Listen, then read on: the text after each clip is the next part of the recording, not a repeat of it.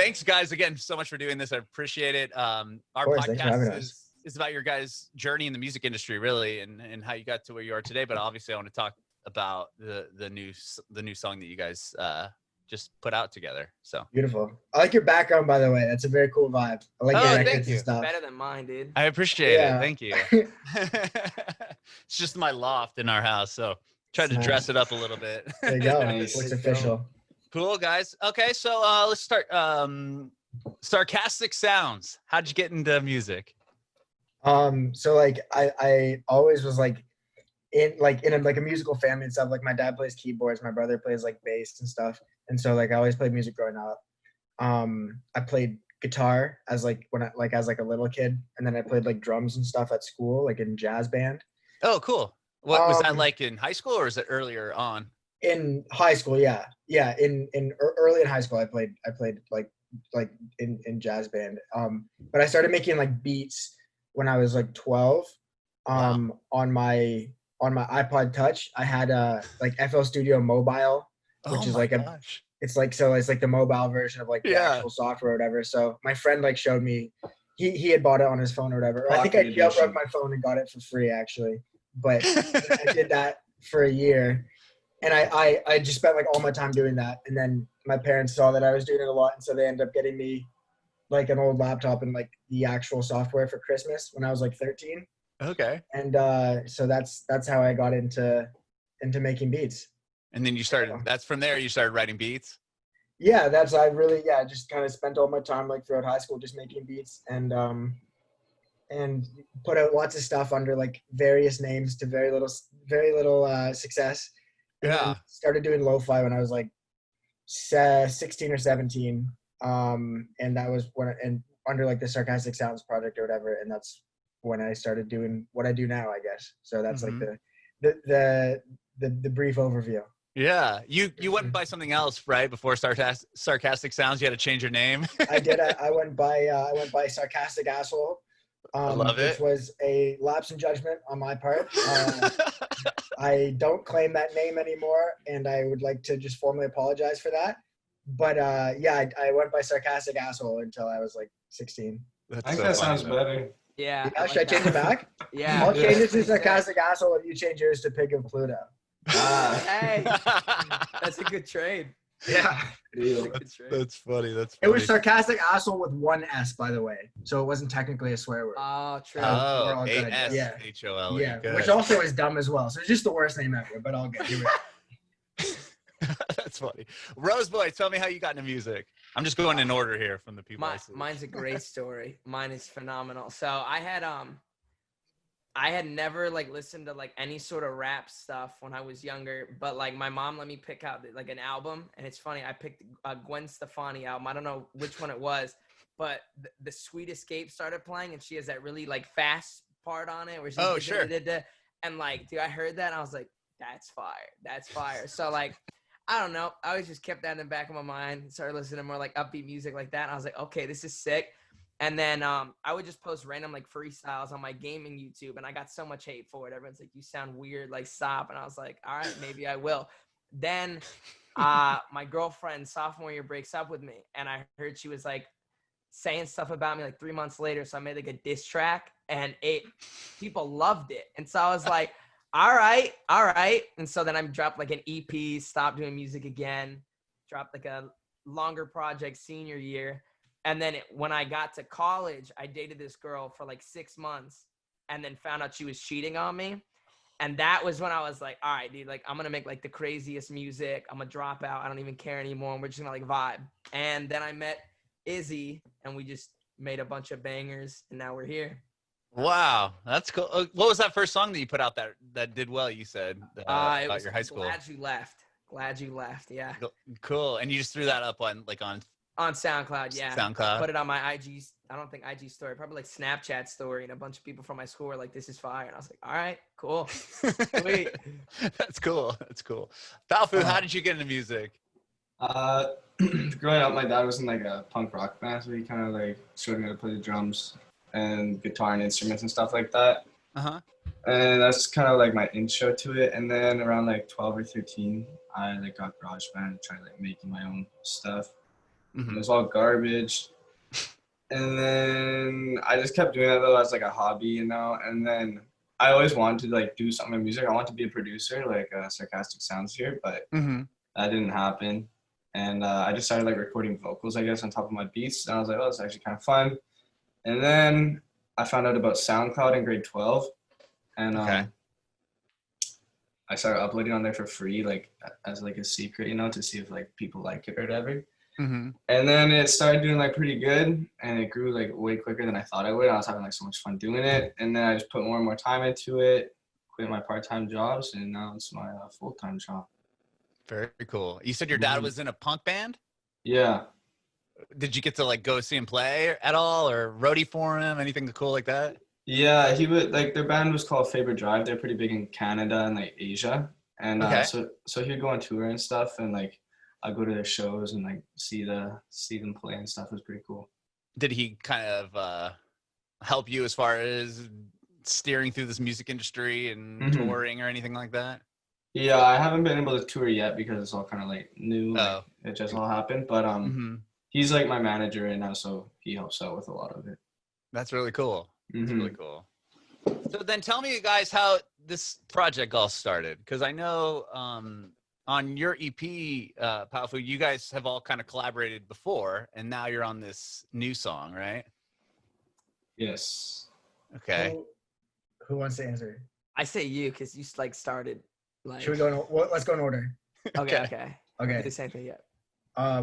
So like, obviously, like Rose already mentioned, like him and Powfu have been collaborating forever. They have like a billion songs together. And Powfu did a song on one of my beats like 2 years ago, and that's how we knew each other. And then we all sort of linked up like a couple months ago, I guess, right? Because we all went to like New York. So anyway, and then me and Roseboy started working together a lot in the past like few months.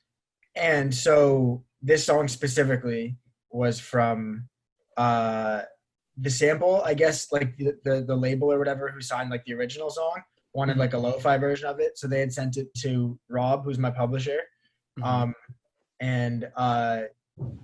they asked me to do like a lo-fi like beat with it, right? So I just like did that beat one day. I thought it was like kind of cool, whatever, but I wasn't really gonna do anything with it. And then Roseboy called me one night. He was like, I'm bored. It was like 3 a.m. He was like, I'm bored, like give me something to do. So I was like, oh, like I just did this random like beat, like do you want to like try something on it? And so we like just stayed up until like 10 a.m, just like making the song. So he like wrote his verse and stuff live, recorded them live, all that, and we had like a whole song made out of it by like 10 a.m. And then I'll pass it to Roseboy. Yeah, we had a lot of fun writing the verses and stuff. It was like really comedic. We were just messing around. Like, we were also like really tired too, because it was literally like 6 a.m. Like super early in the morning, and we were just like, you know what, like this is gonna be sick. And then we were like talking about like what else we could like have for the song, and we were like, dude, let's get Powfu on it. Let's make another banger. Like have the whole gang on it again, and then pass it off to Powfu. Yeah. Wow. Yeah, they showed me the song. I thought it was pretty sick, and then I wrote a verse. Like usually it takes me a while to like write verses, but I was just vibing with it so much. It was like I wrote it pretty quickly, and then that was basically it. I thought the song was done, and then apparently we got like some people hit up Alec Benjamin or whatever. So I was like, oh, that's sick. And he put a third verse on it, and we completed it. Wow. Well, it was a song. There's like a part 1 of the song too, right? It's kind of similar, and is that. Like, what do you know how that, like, what was Sista Prod trying to, did they reach out to you guys, or what was because this is like the part 2, right? How that works? Okay. So I think how it started was, so it's basically like the connection is like, it's the same sample. So it's Sista Prod's idea to flip the sample. So like the Eyes Blue Like Atlantic thing is a sample. And so that song was already doing well, and APG had signed it, and so they wanted to make like a more of a fleshed out song version of it, which is obviously what we like with lead vocals, you know, like obviously there's verse and stuff on it. The first one is just the sample. It's just like more of like almost an instrumental. Yeah. And so they had reached out because they wanted to make a new one, liked what we did with it. Oh, So, cool. if that makes sense. It's kind of weird that it's called part 2, I think, because it's like they're pretty different from each other. Yeah. Yeah, the intro is simple. Like you listen to the first few bars of the song, you're like, oh, okay, this is the same thing, but then it changes up pretty quickly. Mm-hmm. The connection is just the the connection there, which is obviously also like the hook of the song and like sort of the crux of it. So I mean, it's definitely a different song, but you can hear you can hear where it comes from for sure. Was that a cool experience? Like, you know, jumping on a song that already had like a little life to it? Yeah, I think so. I think it helped our record do well as well. Yeah, it was like, how do we make this like different? And that's why we went towards like from like when Jeremy and I were writing my part, we're like, let's try and make it a little comedic. So that's not like this serious, like sad song. Like, let's try and make it like sad, but in like a funny way that more people can relate to. Mm-hmm. Yeah. That's for cool. sure, but it was cool to already have the sample and stuff, and just to be able to like to play off, and not because it's popular or whatever, just because it's a cool sample, and it gave us like something to flip or whatever, and kind of put our own spin on it. Sure. And you were talking a little bit about like the lo-fi, you know, you wanted to make like a lo-fi version of the song. Yeah. And that's kind of a scene now, right? Like the lo-fi, like that lo-fi music. For sure. I mean, you can thank. I don't know where he is on the screen for you guys, but you could thank Powfu for it being like having a lot more attention in the past few months because of Deathbed. But it's been a scene for like in varying degrees of like undergroundness for at least as far as I've been involved for like a couple of years now, I would say. Mm-hmm. Powfu, like tell me about your experience with like lo-fi. Were you recording stuff at home like growing up, and how did that all happen for you? When I found out about SoundCloud in grade 12, that's when like I would listen to music on SoundCloud and stuff, and I kind of like found like the whole underground scene, and like a lot of it was just like lo-fi beats, and like I thought they sounded sick, so I just listened to like lo-fi beats in my car and stuff whenever I drove, and then like I realized there wasn't like I didn't hear anybody rapping over it, so I was like, oh, I'm just gonna start like rapping to these beats because I love how they sound and like I can rap, so I just started recording myself over it, and that's kind of how I got introduced to it. And then like it was just kind of lucky that like it started blowing up at the same time that I started recording to it. Yeah, I would say to add to that, like just about sort of the lo-fi scene or whatever, like I think what Powfu touched on, like that it was mostly instrumental a while ago. So like when I think I started getting into it at the same time as Powfu, it would have been like mid 2017. And at that point, like there was a lot of lo-fi beats that were starting to gain traction. That's when like those like the like lo-fi beats like study streams and stuff started to sort of blow up a little bit. But it was all producers, and so that's been a thing for you know for 4 or 5 years or whatever. But I think the people rapping on it back then there wasn't a lot of people rapping on it. It was like Atlas and like a couple other people like that. So I think the existence of like the lo-fi rap has really sort of taken off in the past couple of years. Again, a lot because of Rxseboy and Powfu. And, you know, people like Sadboy Prolific and people like that. So yeah, that's sort of the two sides of lo-fi, I guess. Right on. Rxseboy, tell me about what was the first song you wrote? Like the first song you wrote was the breakup song, right? Or the song about your girl that kind of blew up. Yeah. And from there, like once you started seeing the success of that song, you started writing more. What was the next step for you? Like how did you get to the point where you could talk to these two guys next to you? You know what I mean?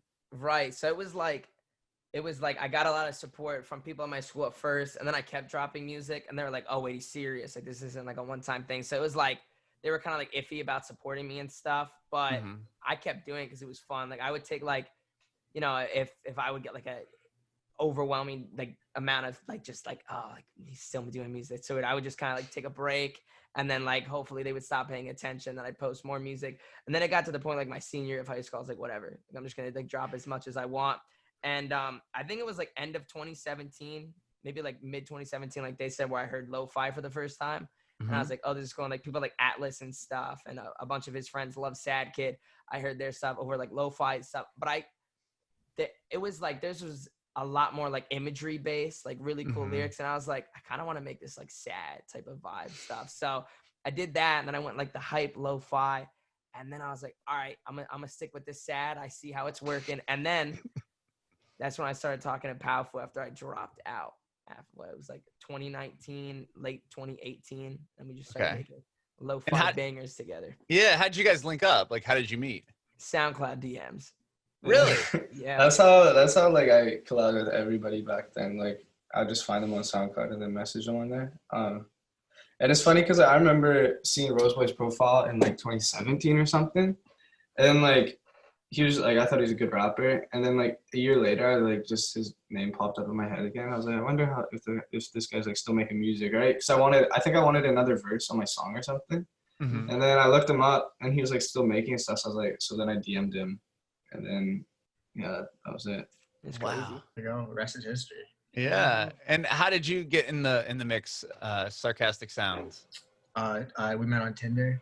Oh, cool. No, I'm kidding. Swiped right on Tinder.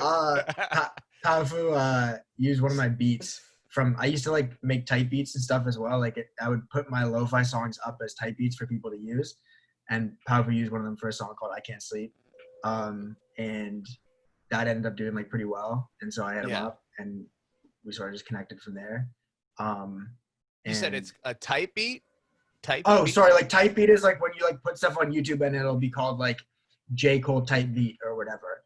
And so like it's for rappers to use. So like is it like royalty free beats or do you get paid for it? Sometimes, but it's more about just like it's how like a lot of rappers find beats is by just looking up like so and so type beat, right? Like sure. Like to describe like the sound that it is, right? And so that's like a big like hustle on the internet or whatever. And so Powfu would use one of my beats, and then I hit him up I think a few months after that or whatever. I was like, yo, I see the song's doing well, let me get a split on it. and then we made a couple other songs. Yes. And then I met him through Rxseboy through Powfu, like I said, like really just a few months ago, honestly. Yeah, then we met in person, and that was crazy. 3 of us. That was I didn't even know who he was. I just saw like this cowboy looking kid coming in. When did you guys meet in person? When was that first meeting? 4 months ago, I think. Because me and Rxseboy, we were all a part of like a. Yeah, it was March. Yeah, we're all part of a like Lofi group or whatever. And so we all like planned out like a big meeting or whatever in New York City. So we all rented an Airbnb and like just stayed there for a week.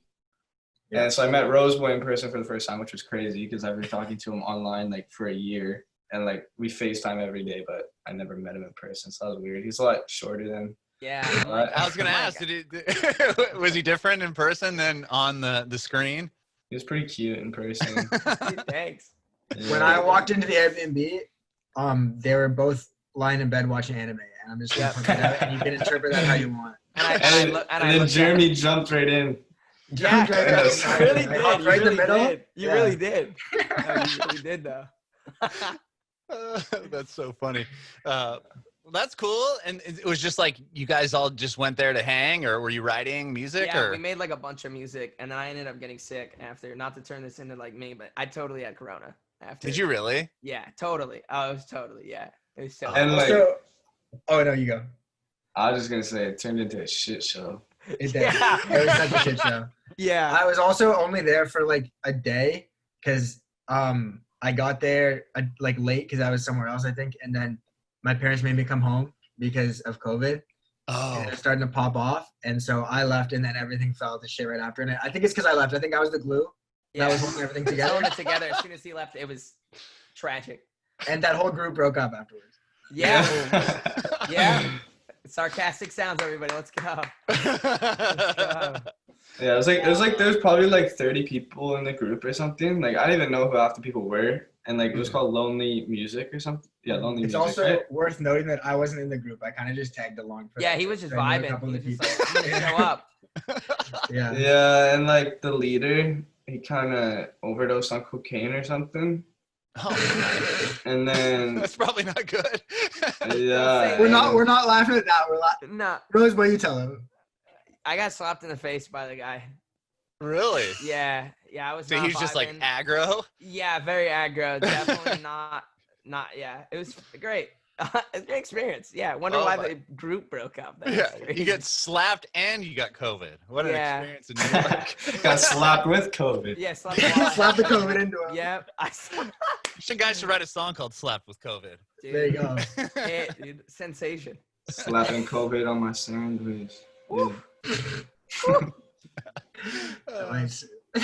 Why a sandwich? Yeah. Well, Are you guys? Sorry, go ahead. No, I love that more. I was gonna say, are you all from Canada originally?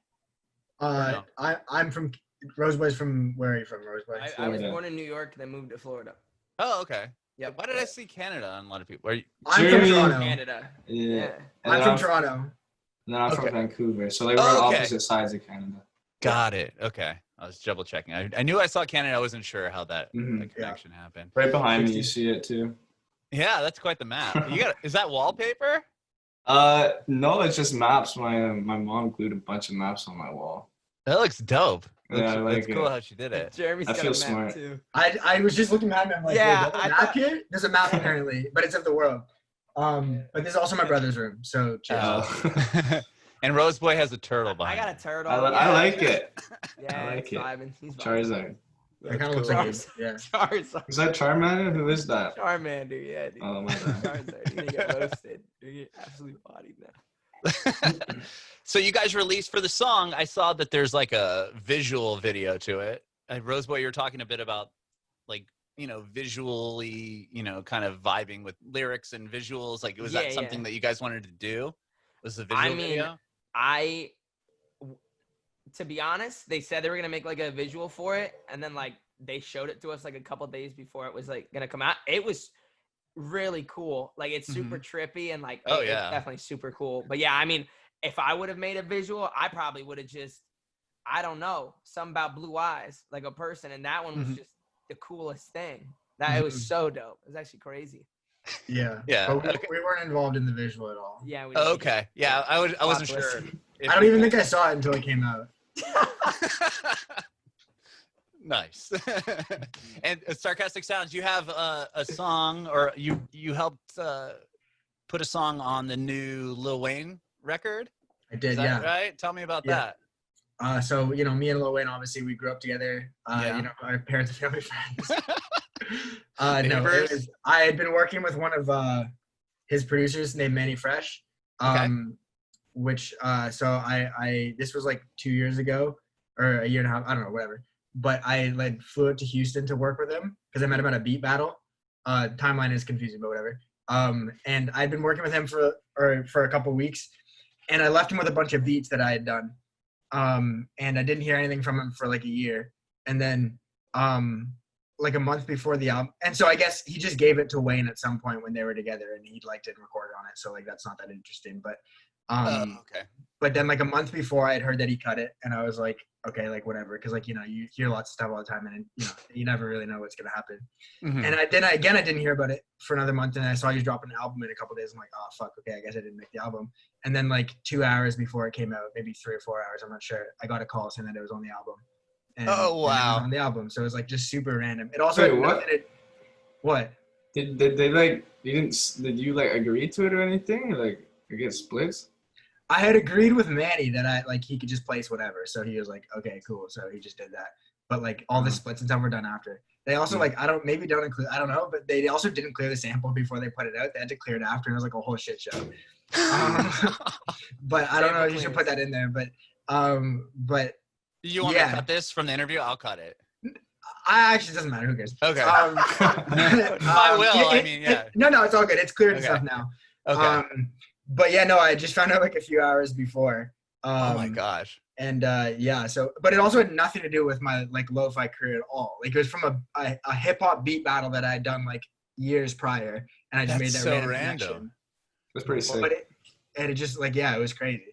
But that's insane. Tell me about that phone call though. Like, hey, you're gonna be on the Lil Wayne record.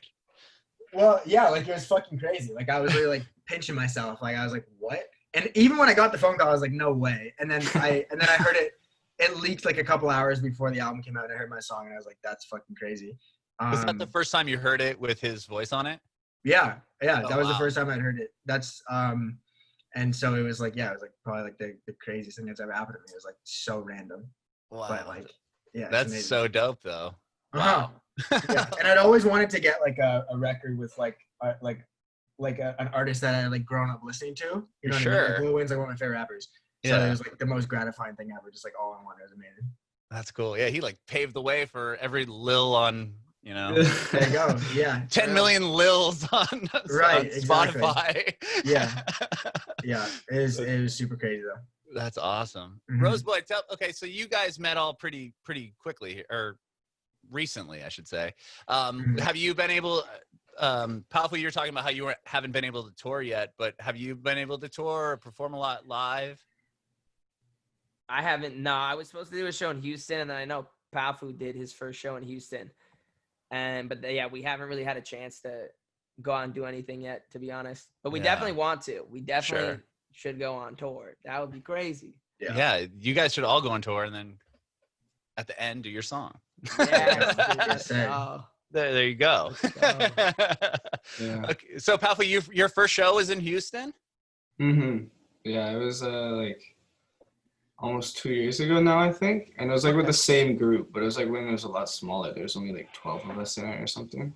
Okay. And yeah, I flew out to Texas. It was my first time there. And we set up like a little show. It was like super uncoordinated though, and like not organized. And so I was kind of sad about that. But we got like just under 100 people to come out. And that's cool. Yeah, it was pretty fun. It was cool. Like if I played a show now, there'd probably be a lot more than 100 people. So that's makes it a lot more exciting. I think so. Yeah. A few more than 100. Well, so that was a couple years ago, and that was the first time you came out to the States to play? Or you said that was the first show you had, really? Yeah, my first show ever. Like I've done like little shows, like little performances with my family and stuff, like but not like concerts or anything. And like it wasn't under the name Powfu, but yeah, that was my first show, and like it was kind of cool because like I wasn't sure, like it was a good like warm up to it, you know, like I know kind of what it's like now, and like I wasn't too nervous, which was good too. And did you have the songs that were, like, did you have totally different songs at that point? Or were they songs you still had? That was right after I released Deathbed. So, like, Deathbed was my biggest song at that point, but it was still growing a lot. It wasn't at where it is now. Yeah, it wasn't even close.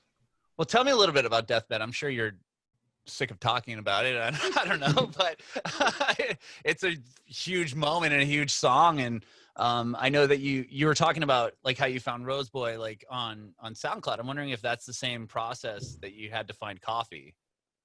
I actually didn't even know what Coffee was. Like I found the beat that was made by Otterpot on SoundCloud. Okay. And that was like when I was still listening to a bunch of lo-fi beats and stuff, and that was just one of the beats I'd jam out to.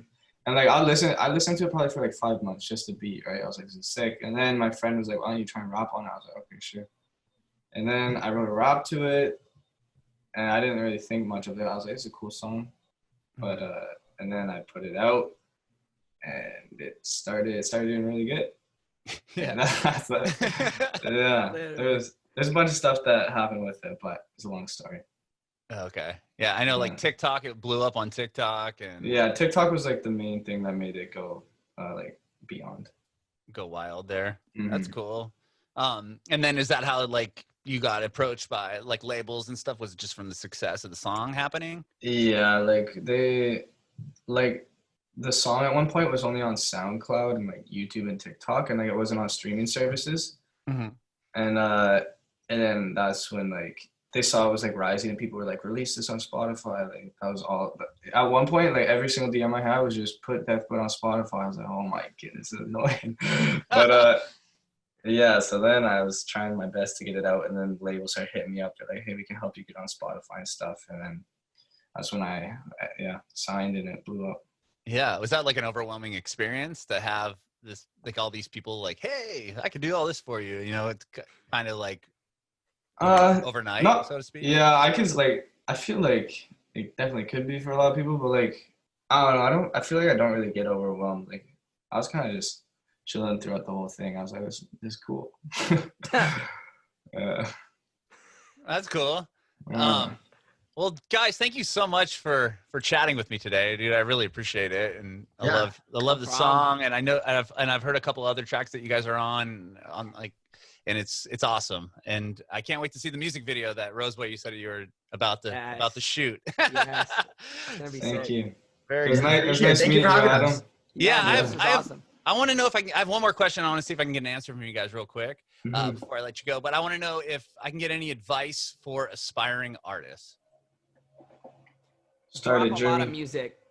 We start with Rxseboy. Yeah, drop a lot of music, man. Have fun doing it. There's gonna be a lot of people that don't like it, a lot of people that are just jealous. Just keep making music, man. If you like it, keep doing it.